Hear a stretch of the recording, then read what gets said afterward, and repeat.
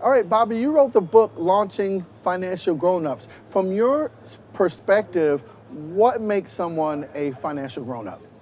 First of all, thank you for asking about that book. The book was the second book to How to Be a Financial Grown-Up, so it's a series, and it's about learning how to be an adult with respect to your money. So it's about resilience, about being intentional and deliberate with your money and making specific decisions that get you to your goals, that focus on your values, that focus on where you want to be. I mean, your numbers in life, all this math we talk about, all this intimidating stocks and investments and savings and all the alphabet soup of different investments. At the end of the day, it's about writing your own money story. And that's what being a financial grown up is all about.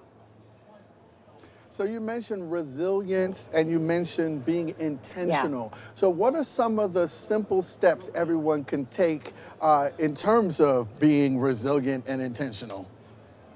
One of the best ways to be resilient is to be prepared, to know in advance, well, here are the different scenarios that could happen with me. For example, right now, there's a lot of worry about the job market. It's not so great. So we should be thinking, well, do I have a plan in place, plan A, B, and C, if something were to happen and I were to have an interruption in income? It could be a pay cut, it could be losing your job, it could be just knowing that you could. So, what is your plan A, B, and C? You might have savings that you put to the side. You might have a plan to go, if you have high overhead, how could you cut back on that overhead? You might have a side hustle. You might have a business you start on the side. You might just be checking in on your investments and making sure that they're positioned in a way that they can maybe throw off some income through dividends should you need a little more cash flow. But it's really about knowing what could come your way and being prepared. And that in the end will make you very resilient. Somebody said something to me very wise in my reporting days.